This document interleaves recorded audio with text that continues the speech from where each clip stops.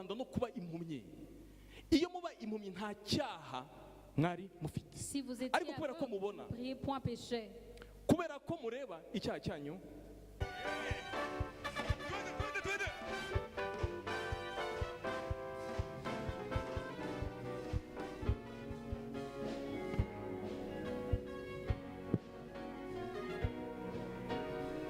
abishoboye tumutambire uwo mwami. Haleluya.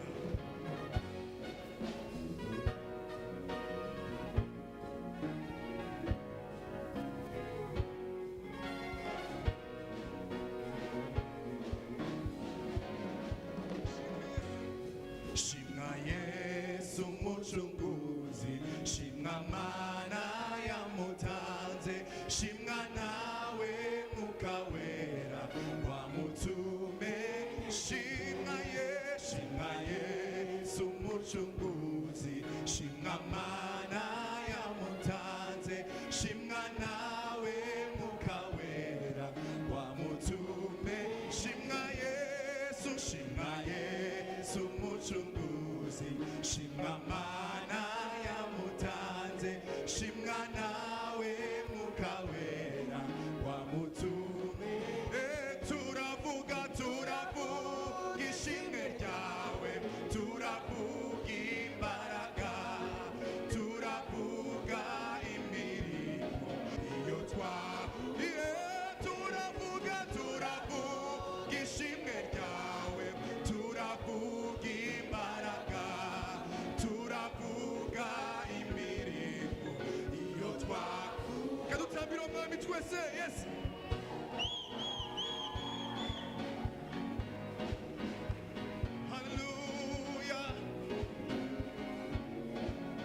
Reka abishoboye dutambire uwo mwami twese hamwe.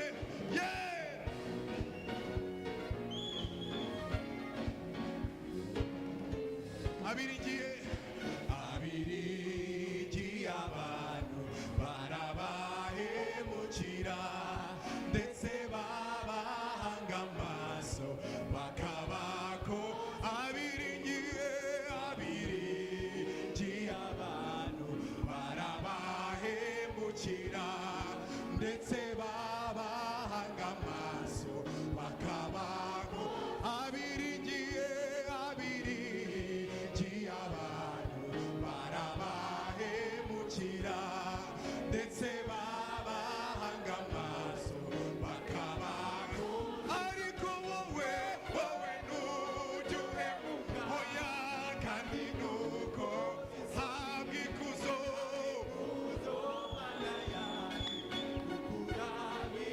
Wowe ntujya uhemuka, kandi nuko ziso habwa ikuzo Mana yacu kukurabi. Wowe ntujya uhemuka, kandi nuko zisoni habwa ikuzo Mana yacu kukurabi. Wowe ntujya uhemuka, kandi nuko zisoni habwa ikuzo Mana yacu kukurabi. Reka tumutambire uwo mwami twese. Haleluya.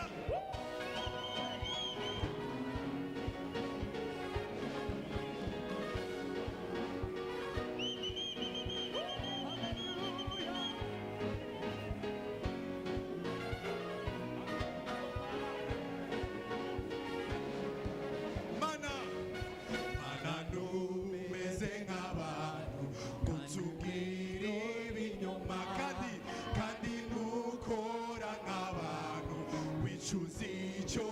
Mana numeze nk'abantu kutubwira, kandi nukora nk'abantu wicuza icyo. Mana numeze nk'abantu kutubwira, kandi nukora nk'abantu wicuza icyo. Ukomeza isezerano kugeza ibibi. Mana numeze, kandi nukora nk'abo. Ukomeza isezerano kugeza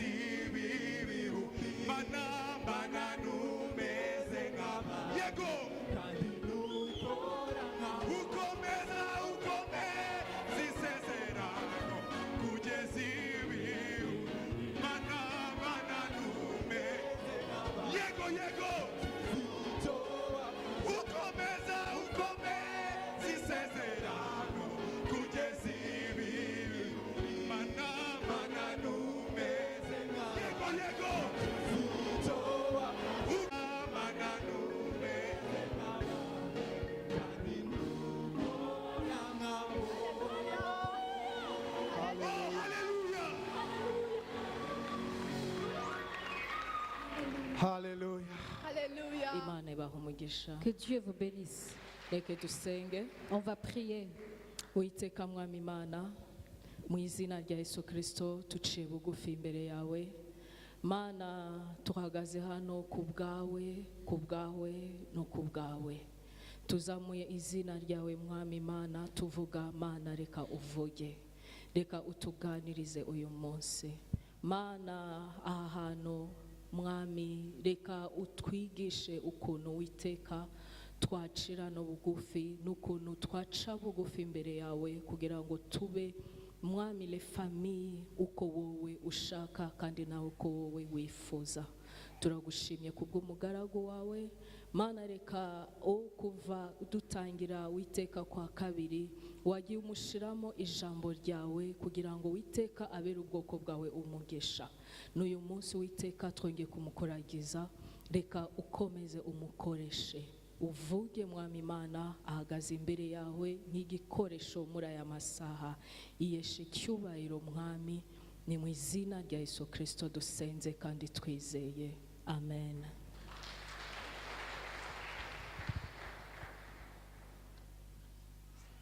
Imana ishimwe cyane. Gloire à Dieu. Uyu niwe wanziritse. Niwe wanziritse. Celle qui me tient. Anzirika neza cyane. Elle me tient très bien. Imana ishimwe cyane. Non. Twabonye Imana. On a vu Dieu. Kandi turacyayibona ikora. Et on continue de le voir agir. Iyi Mana ni réelle kandi irafatika. C'est un Dieu tangible. Ntabwo ari amateori, sini gipindi, sina siasa. Imana iriho kandi irakora kandi ibyayo biragaragara. Dieu existe et il œuvre toujours et ses œuvres sont tangibles. Buri muntu wese hano ni gihamya ko Imana iriho. Chaque personne ici représente que Dieu existe. Kandi twese turi hano kuko yashimye ko tuhaba. Et nous sommes ici parce qu'il a choisi qu'on soit ici. Munyemerero tuyishimire tuyiha amashyi menshi cyane. Acceptez de l'acclamer encore une fois. Niyo idushoboza byose. C'est lui qui nous rend capable de faire toutes choses. Tout honneur lui appartient. Dushimiye cyane ababyeyi abashu. Nta na rimwe tuzakabya dushima. On ne fera jamais assez pour remercier. Mwarakoze cyane kutwizera. Merci de nous avoir fait Imana ibahe confiance. umugisha. Que Dieu vous bénisse. Ndetse hamwe n'abayobozi bose ahangaha turabona imirimo ihambaye mwakoze. Et toute la direction de l'église, on voit que vous avez fait de grandes choses. Mperuka hano hari ikibazo cy'umugabo wari wateye witwa Soundproof. Quand j'étais ici la dernière fois, il y avait un problème de son. Imana ishimwe cyane. Hari igihe Imana yemera ko bimwe bigaragara nk'ikibazo nyamara ishaka kutugira neza. Il y a des fois que Dieu laisse des choses apparaître comme des problèmes alors qu'il cherche une solution. Turabona hano plafond nziza, amarido meza, decoration nziza. Imana ishimwe cyane. Une belle décoration, grâce, gloire à Dieu. Tugushimiye rero waje kugira ngo wumve wiyumvire Imana yawe, so umwana w'umuntu waje kumva se cyangwa ngo urebe Imana ikugirire neza. Iki gihembwe cya kane teme iravuga ngo umutima uca bugufi niwo rufatiro. Icyo twakwemeranyaho twese ari uwaje kera, ari uwatangiye, ari uwaje uyu munsi, nuko kugira ngo iyi nzu ibe ihagaze neza, nuko ifite imisingi ikomeye yubakitse neza. Et nous remercions Dieu parce que toute personne qui est ici, que vous soyez venu avant ou après ou pendant, vous pouvez bien affirmer que cette maison, elle est tenue parce qu'elle a une bonne fondation, des piliers. Rero guca bugufi kwawe nanjye niyo fondation, niwo musingi wo kubakiraho umuryango uhesha Imana icyubahiro. Alors ta soumission et la mienne, c'est un pilier qui nous aide à fonder des familles qui honorent Dieu. Fondation ni ikintu kiri absolu. La fondation est une chose absolue. Iyo ikintu cyabaye absolu ni ukuvuga ngo kitariho ibindi byose ntibyabaho. Et sans la fondation, on ne peut pas bâtir autre chose. Tudafite fondation nziza, ibingibi byose twakoze, amatara meza, amaplafond n'ibindi byose nta garantie byaba bifite. Et sans la fondation, les lumières et autre chose ne valent rien. Nakanya gato ngo umutingito uze byose bimanuke kubera iki? Iyo umusingi udakoze neza ibindi byose biri hejuru nta garantie. En un seul tremblement, tout peut s'ébranler parce qu'il y a manque de fondation. Rero Imana ishimwe cyane kuba yarahumekeye umugaragu wayo iyi teme kugira ngo dukomeze dusobanukirwe guca bugufi kwacu ukuntu ari umusingi w'urugo, w'urushako, w'umuryango uhesha Imana Et icyubahiro. nous remercions Dieu d'avoir donné ce thème à nos leaders comme la soumission étant un pilier qui nous aide à fonder des familles qui honorent Dieu. Uyu munsi Imana yadushyize ku mutima kuvuga ku guca bugufi kubwo kugaruka kwacu. Alors Dieu a mis dans mon cœur ce thème qui dit la soumission, qui veut dire c'est s'accroître notre croissance. Notre humilité qui est conditionnée ou bien qui caractérise notre retour, kugaruka. Notre retour, non croissance. Imana ishimwe cyane. Gloire à Dieu. Yatwihuse rero kuva kuwa kabiri ndumva mwanditse iyi mirongo. Et depuis mardi, on a partagé ces versets. Kuwa kabiri no kuwa gatanu. Et vendredi aussi. Twasomye kubwira ijambo riri on a lu ces paroles. Mu intangiriro 18 reka twasome vuba vuba kubera ko Aburahamu atazabura guhinduka ubwoko bukomeye bazakurikiraho gukomeza mu nzira y'Uwiteka. Gukomeza mu nzira y'Uwiteka ni ukuvuga ngo rimwe na rimwe haraba yijyamo ariko sometimes parfois selon les circonstances bakavamo, ariko Imana iravuga ngo icyatumye mumenya, icyatumye mutoranya no kugira ngo ategeke abana. Car je l'ai choisi afin qu'il ordonne à ses fils et sa maison après lui de garder la voie de l'Éternel. Muri Petero wa mbere ibice ni bibiri umurongo wa 5 n'uwa 9. 1 Pierre 2:5-9. Haranditswe ngo namwe mwubakwe nk'amabuye mazima kugira ngo mube inzu y'umwuka n'ubwoko bw'abatambyi bwera bwo gutamba ibitambo by'umwuka bishimwa n'Imana ku bwa Kristo Yesu, ariko ngo mwebweho muri ubwoko bwatoranijwe abatambyi b'umwami, ishyanga ryera n'abantu Imana yaronse kugira ngo mwamamaze ishimwe ry'abahamagaye ikabakura mu isi y'umwijima ikabinjiza mu mucyo wayo w'itangazo. Imana ishimwe cyane. Gloire à Dieu. Nkunda ko Imana ntipfa gukora ibintu, Imana ikora buri kintu cyose ifite objectif. J'aime comment Dieu fait les choses avec un objectif précis.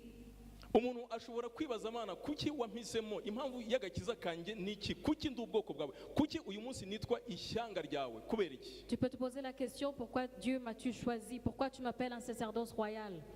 Imana ishimwe cyane kuko ibintu by'Imana ni ibintu bisobanutse pe. Je remercie Dieu parce que les choses de Dieu sont claires. Nta mysticisme irimo kuko Imana yishimira ko ubwoko bwayo bwumve neza langage yayo. Il n'y a pas de mystère parce que Dieu aime que son peuple comprenne son langage. Navuze hano muri kilte ya mbere hari ukuntu tujya dushaka kwifungira ku bantu cyane, tukumva ko ari abacu, nkumva ko umugore n'uwanjye, abana n'abanjye, pastor n'uwanjye, mbese inshuti n'iyanjye, ukumva ko n'abantu bawe.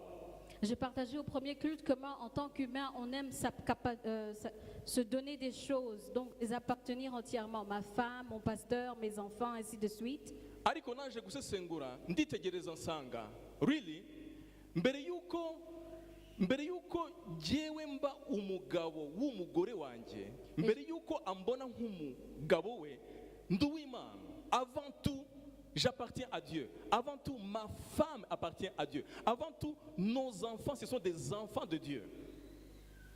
Imana ishimwe cyane. Hallelujah.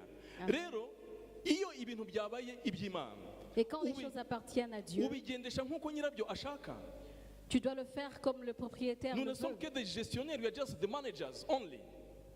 Turabagestionnaire, turamanaginga iby'Imana. Imana ishimwe cyane. Gloire à Dieu. Hallelujah. Rero mu gihe uri gestionnaire uzi ko hejuru yawe hari CEO, hari afande, uravuga uti reka ibi bintu mbigendeshe mu murongo wa afande. Et quand vous savez que vous êtes gestionnaire, vous devez aligner ceci selon votre patron. Mu Befeso ibice ni 5 umurongo wa 22 kugeza 20. On aime partager ce passage pendant les Ijambo ry'Imana mariages. iravuga ngo bagore mugandukire abagabo banyu nkuko itorero rigandukira Kristo.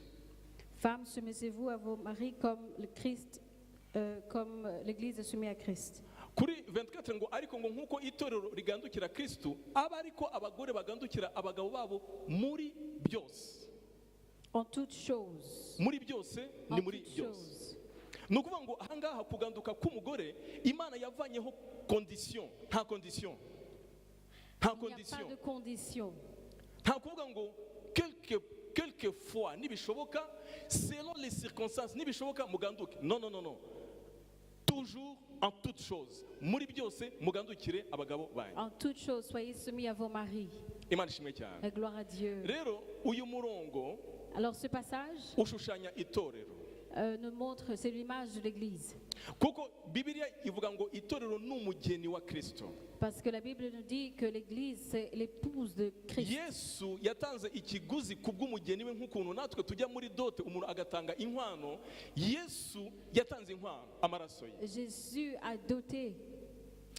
rero niba itorero ari umugeni wa kristo Alors si l'Église est l'épouse de Christ, kandi itorero ry'ibanze mbere na mbere ni wowe umaze gukizwa et la vraie Église, c'est toi qui dois accepter le salut, ni ukuvuga ngo urwego rwa mbere rw'itorero ni alors, jyewe c'est-à-dire la première étape de l'Église, c'est moi. ni jyewe na kristo C'est moi. même quand j'étais célibataire ndetse ntaranarongora nari itorero Même avant mon mariage, j'étais l'Église. noneho nza gushaka undi muntu nawe w'itorero tuba amatorero abiri Et j'ai trouvé quelqu'une qui était parmi l'Église et cela a fait deux de nous. amen Amen. c'est que je suis l'épouse ni ukuvuga ngo je suis appelé à la soumission ni ukuvuga ngo ngomba kuganduka kandi iri jambo kuganduka ryagenewe bande abagore Et cette parole a été donnée aux femmes bivuze ko ndi iki nimusubize pour dire ndi iki que je suis quoi? ndi umugore Est-ce que je suis une femme?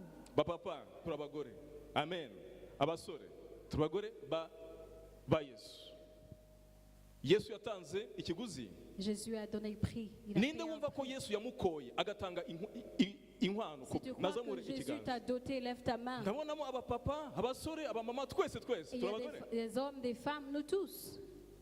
papa Jerome uri umugore uri umugore wa yesu papa Nous sommes Gerard les épouses de Christ.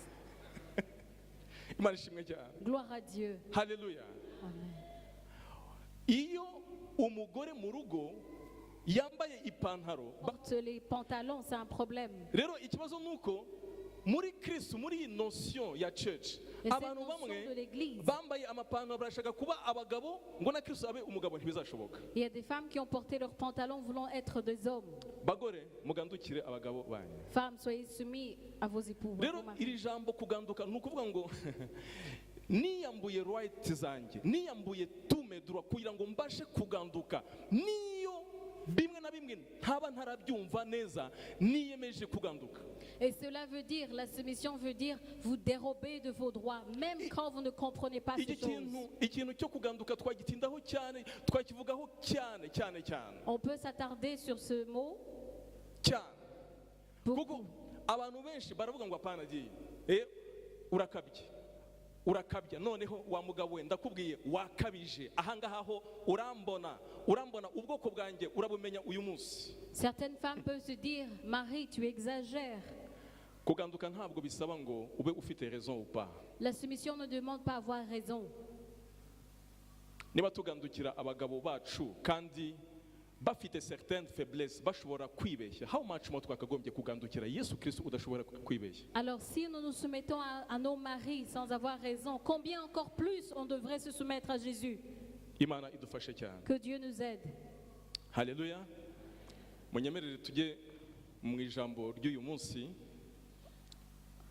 pasa nabasabaga hamwe namwe munyemereye sinzi niba twarenzaho iminota mikeya kuko ndumva mfite message iremereye kandi dukeneye twese even me nanjye ndumva nyikeneye ni ukuri kw'Imana ndumva Imana jya ahubwo nijye iri kubwira cyane no kubarusha uyu munsi turashaka kuvuga ku kintu cyo kugaruka kuko abantu benshi barahukanye abantu benshi baragiye abantu benshi banze guca bugufi ngo bagaruke uyu munsi turashaka kuvuga kugaruka On va parler de la soumission parce que beaucoup ont divorcé, beaucoup sont séparés aujourd'hui. On Luka va 10 parler de retour. Luka 15 umurongo wa 11 kugeza 20.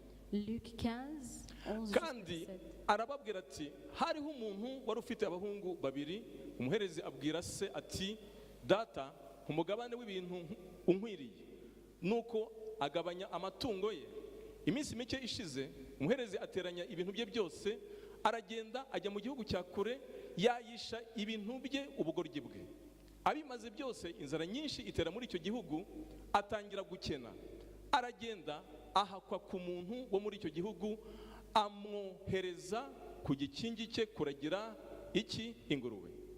Yifuza guhazwa n'ibyo izo ngurube zaryaga, ariko ntihagira ubimuha. Mbega ibyago! Nuko yisubiyemo.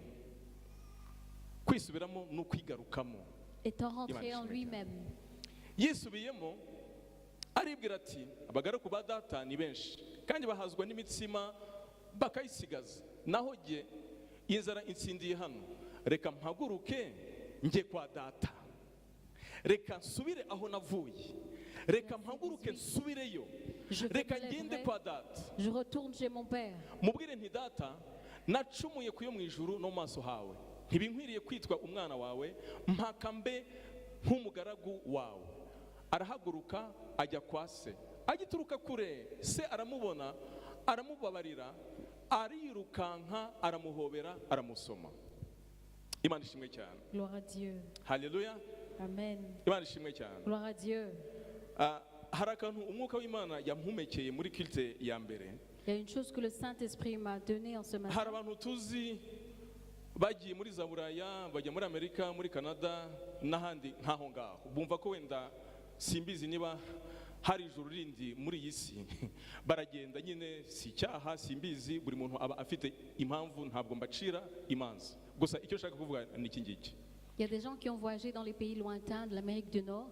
Nagenzuye ko abenshi bashaka kumotiva abandi ngo tubasangeyo. J'ai trouvé qu'il y a certains qui motivent les autres qui sont ici de les rejoindre là-bas. Bakohereza n'amafoto, ugasanga biraryoshye pe.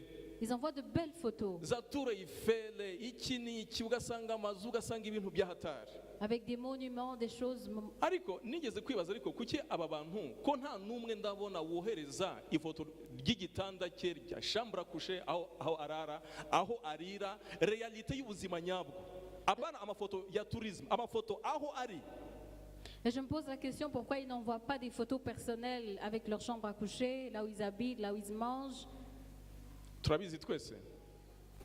I Buraya uragenda nk'impunzi bakaguha 4 mètres carrés. Nous savons que quand vous partez Harimo comme réfugié, cuisine, harimo chambre à coucher, harimo salon, harimo byose na toilette. on vous donne des habitations comme un studio.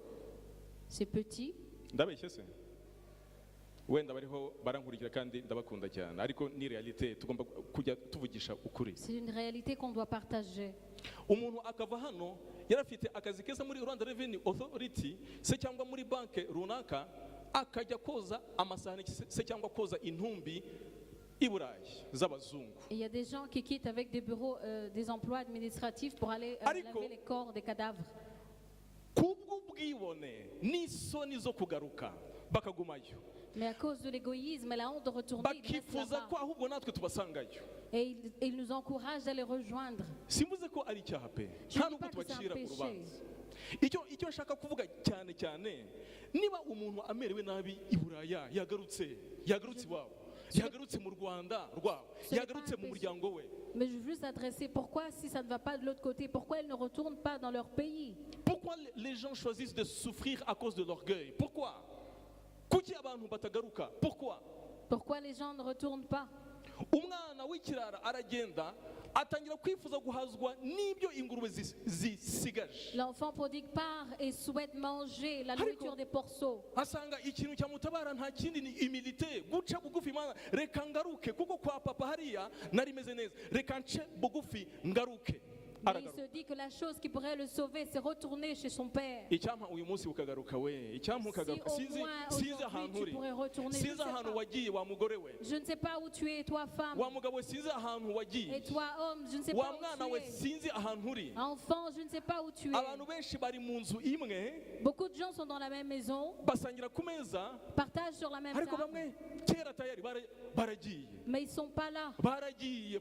Ils sont déjà partis. Uyu munsi mugaruke. Retourne aujourd'hui.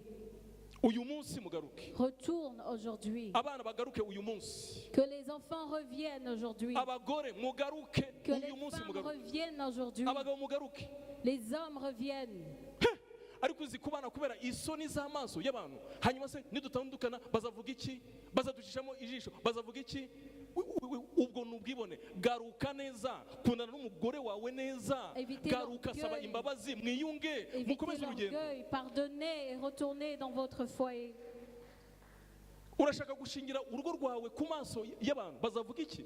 Est-ce que vous préférez fonder votre foyer Se à cyangwa cause de leur- motivation abana bacu ko bamaze gukura se nidutandukana, oya uyu munsi ni umunsi wo kugaruka. Bwira mugenzi wawe uyu munsi ni umunsi wo Dis à ton kugaruka. voisin. Nazamwe muri iyi si no guca amateka ngo abatabona barebe n'ababona bahume. Iri jambo ni igitangaza, ryaranyishe kugeza n'uyu munsi. Iri jambo iyo ndisomye njya numva ndi Je hasi. suis venu dans ce monde pour un jugement, pour que ceux qui ne voient point voient.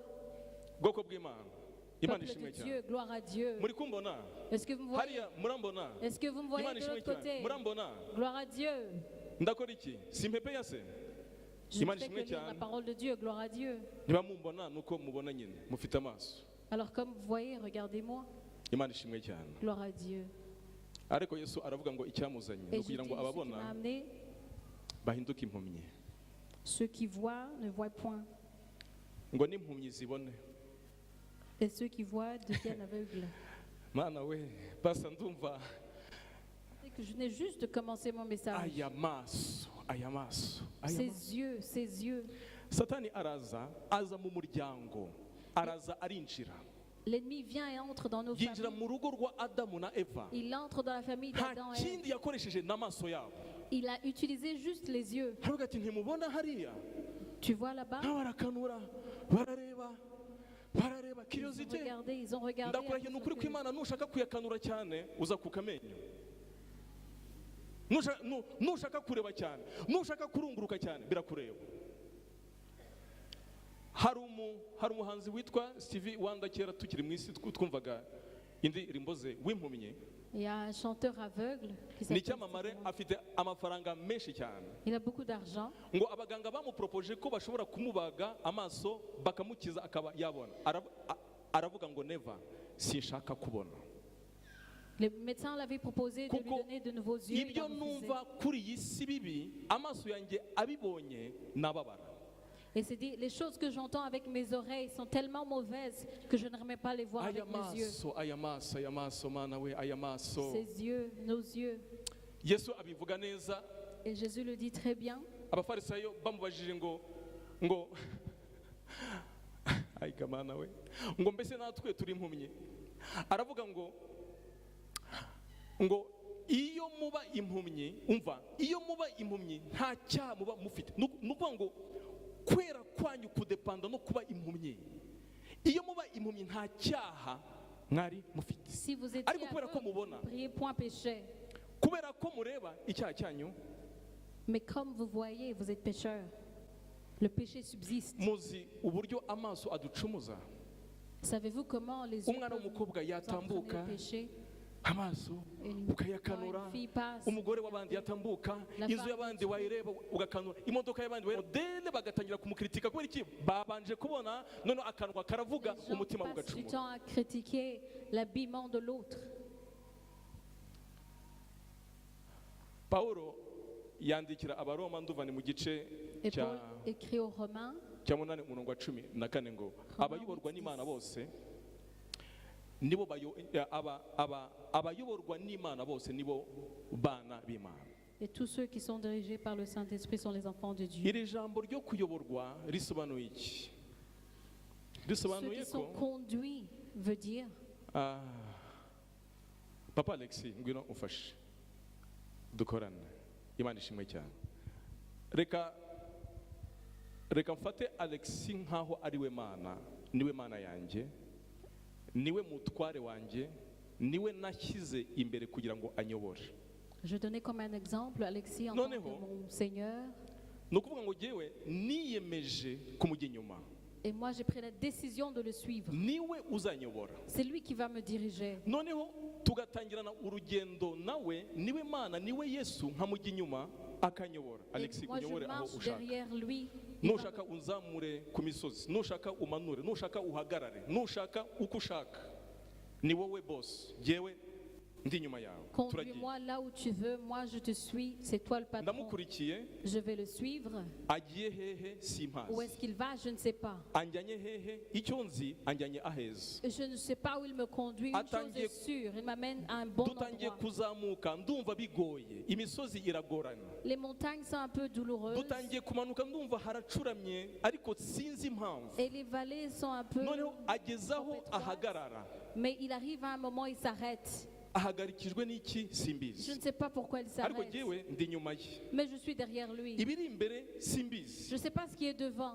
Ese guhagarara kwe, ese hari obstacle imbere Y a-t-il simbizi. un obstacle devant moi? Guhagarara kwe se nuko yumva ko tutari ntabwo ndaba tayari we se cyangwa nananiwe. Peut-être sent-il que je suis fatigué, que je ne suis pas Sometimes prêt. tukagendana, Des fois, on marche ensemble. rimwe na rimwe akadesida we uko yadesida. Des fois, Ariko il jewe décide comme il veut. ndi inyuma ye. Mais je suis derrière Imana lui. ishimwe cyane. Gloire à Dieu. Nta kindi mbona hano imbere yanjye. Je ne vois pas autre chose devant moi.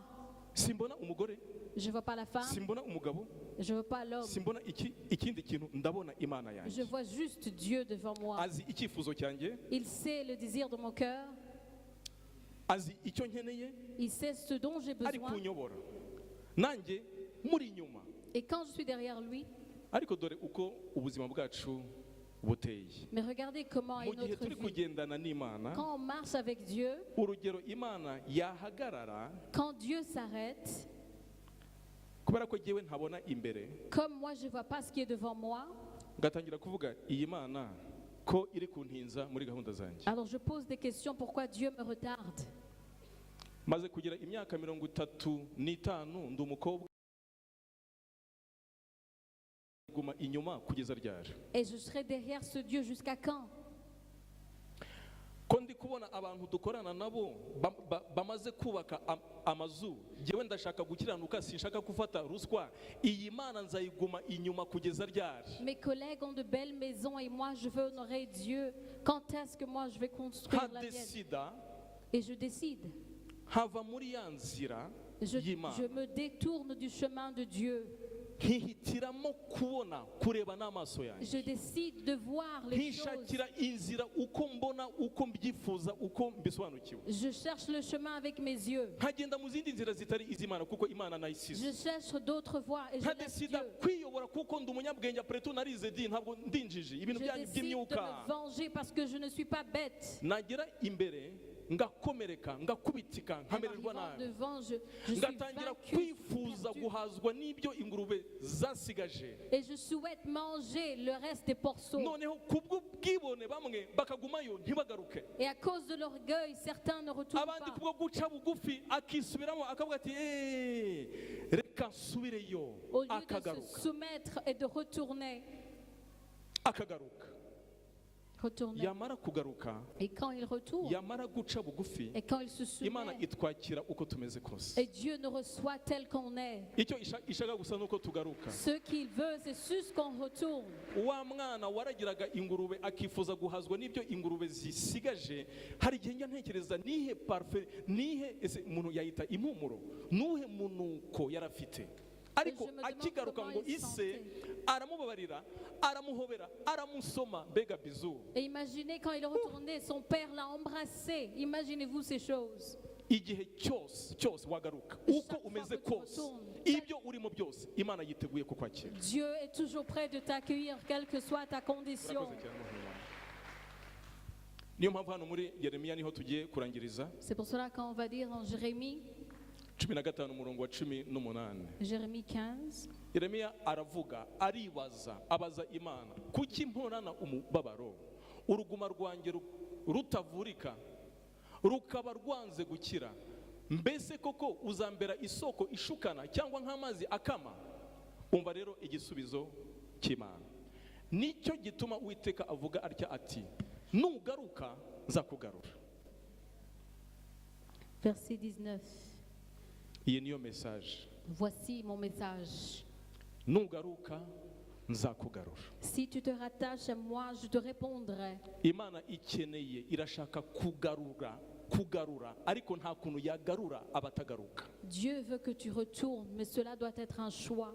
Nugaruka nzakugarura kugira ngo uhagarare imbere yanjye kandi ibishimwa nubivana mu bigawa uzaba nk'akanwa kanjye. Et tu te tiendras devant moi et tu te sépares ce que tu es précieux de ce muzi kuba akanwa k'Imana icyo bisobanuye? Savez-vous ce que c'est être la Nindi bouche de Dieu? semina nuko ngo naba nguhaye ububasha bwo kuremana nanjye, icyo uvuze kikaba, icyo wifuje kikaba. C'est-à-dire vous avez la puissance de créer. Kuki uruguma rwanjye rudakira? Ese uzambera Pourquoi nk'isoko ma ishukana? plaie ne guérit pas? Imana itoya Et Dieu disait non. nugaruka Si tu te nzakugarura. rach- Nugaruka nzakugarura. Si tu te rattaches à moi, je te Nugaruka répondrai. nzakugarura. Je te répondrai. Reka twubike amaso yacu, buri muntu yisubiremo uyu mwanya. On va s'intro-inspecter en ce moment. Hari aho uri urabizi neza, hari aho wagiye. Tu sais toi-même où tu es parti. Wenda uri umugore ariko uzi neza ko warahukanye kera, n'ubwo bwose abantu bakikubonana n'umugabo wawe, ariko mu mutima waragiye warahukanye. Tu es une femme, tu es à la maison, mais dans toi, tu sais que tu es déjà parti. Wenda uri umugabo wataye abana n'umugore tayari warigendeye wafunze ibintu waragiye wabaye Peut-être que touriste. tu es un homme et tu as déjà laissé ta famille, Wenda tes enfants. uri umwana mu rugo ariko iwanyu ntibakivuga, warigendeye kera ukora ibyo wishakiye. Tu es un enfant dans la famille, mais tu fais ce que tu veux. Personne Imana ne peut te irashaka ko diriger. ugaruka uyu munsi. Et Dieu veut que tu retournes aujourd'hui. Ibuka neza ubuzima bwawe bw'uyu munsi. Rappelle-toi très bien ta vie maintenant. Imana ikugirire neza Que Dieu kugira te ngo fasse du uyu bien. munsi uyu mwanya bidatinze ufate decision yo kugaruka. Pour qu'en ce moment, tu prennes la décision de rentrer et de revenir. Imana ibabajwe n'abantu bari kure yayo.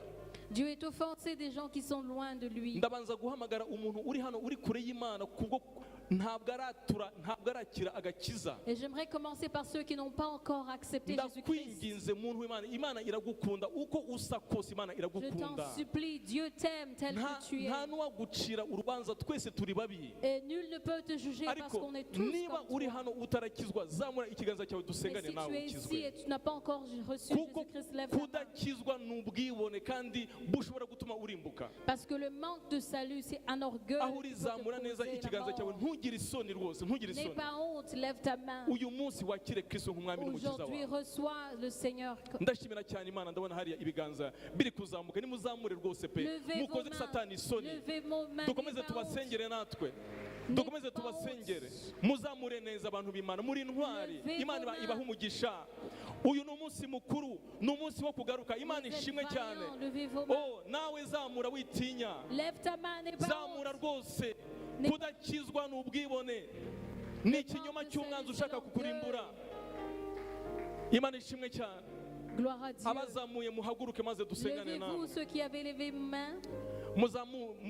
Muhaguruke dusengane nawe. Levez-vous, on va prier ensemble. Imana ibagirire neza Ceux qui ont cyane. levé les Protokole mains. badufashe babazane hano imbere, Le protocole va nous aider. Ils ont maze continué à rester dusengane devant. nabo uyu munsi. On va prier avec Mana retour. uri mwiza, Mana uraryoshye. Seigneur, tu es bien, tu es Yesu bon. ushimwe. Gloire à Uyu toi, ni umunsi Jésus. w'intsinzi, Nous te remercions pour ce ni jour umunsi de gloire, w'umunezero. le jour de joie. Intama zigaruke Les mu rwuri. brebis sont retournées. Ngwino nawe, wenda ntiwashoboye kuzamura ariko ngwino. Tu es prêt. Oh Yesu Nous we, retournons Yesu we. bientôt. Shaya takatakiye. Abakozi b'Imana badufashe babasengere Les babatuze serviteurs de Dieu agakiza. vont s'avancer, vont nous aider. Imana ishimwe cyane. Gloire à Dieu. Ngiye guhamagara icyiciro cya kabiri. Je vais appeler un deuxième. Urakijijwe neza, uri umwana w'Imana, Tu es sauvé, tu es un enfant de ariko Dieu.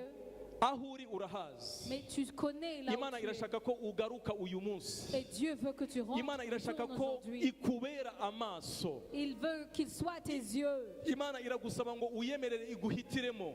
Il veut que tu te soumettes. Ahantu wagiye mwene data uri hano, wumvise Là iri où jambo. tu es. Aho wumva ko wihitiyemo ibyawe, Lève-toi, on va prier si ensemble. ngombwa ko uza hano imbere, haguruka Ce n'est dusengane pas nawe. nécessaire de s'avancer, mais lève-toi, on va prier ensemble. Haguruka dusengane nawe. Nzi ko hano hari benshi Je sais cyane. qu'il y a nombreux wigira parmi isoni nous. ntawe ukubaza uko bimeze N'aie pas n'ibanga honte, on ryawe va pas te n'imana poser la yawe question, c'est ton secret, toi et n'ibanga ton Dieu. ryawe n'imana C'est yawe entre toi et ton Dieu. gusa imana irashaka ko ugarura umutima wawe. Et Dieu veut que ton cœur lui retourne. warirebeye kenshi ariko imana irashaka ko ikubera amaso uyu munsi. Tu as tellement géré les choses à ta manière et en ce moment, Dieu garukira veut que imana soient tes uyu yeux. munsi, garukira imana uyu munsi. Retourne vers Dieu aujourd'hui. uku kwezi kwa karindwi k'uyu mwaka kutarashira uzibutse satani uti wa munsi naragarutse nagarukiye imana Et yanjye. marque ce jour de juillet que tu es retourné vers ton Dieu. Haleluya, haleluya. Amen. Shaya takatakatakakie. Reka dusenge, reka twese dusenge. Prie ensemble. Sengera umutima wawe, Prie dans ton cœur. sengera urugo rwawe, Prie pour ta famille. sengera abana bawe. Prie pour tes enfants. Bishoboke ko bagiye utabizi ariko baragiye. Peut-être tes enfants sont partis et tu n'es pas Dusengera au courant. itorero, abanyetorero Prie pour bagaruke. l'église. Aya Que shakata les membres babari. de l'église reviennent. Seye mbere ya katakataka. Shea bakatakatakatakatakata. Yesu we watugira neza mana. Dieu, tu es bon. Mana twiyemeje kugaruka mana. Mana tugirire neza mana. Shea bakatakatakatakatakata. Eya mbakatekeye ketekeye. Shea mbakatakatakatakata. Aya mbokoteri akasakataka. Mana igira neza. Shea mbakatakata. Turagushimiye mana kutugirira Nous te neza. remercions parce que tu nous Urakoze mana kubana natwe uyu munsi. Nous te remercions pour ces personnes. Urakoze mana kubw'ijambo ryawe Nous te ridasanzwe. remercions pour ta parole qui est Urakoze mana spéciale. kuduha opportunité yo Nous te kugaruka. remercions parce que tu donnes l'opportunité de retourner. Mana dufashe decision yuko utubera amaso. Nous décidons aujourd'hui. Ntidushaka kwiyobora. Nous ne voulons pas nous conduire. Mwami utuyobora ubwawe. Seigneur, conduis-nous Utuyobore toi-même. mana turi inyuma yawe. Conduis-nous toi-même. Turagushimiye mana. Nous te remercions, Seigneur, Urakoze kutugira neza mana mu miryango yacu. pour ce que tu fais Urakoze mana kugira neza itorero ryacu rya pour Kimisagara. cette église de Kimisagara, Urakoze mana kugira neza ku minota yacu ya Resurrection Church.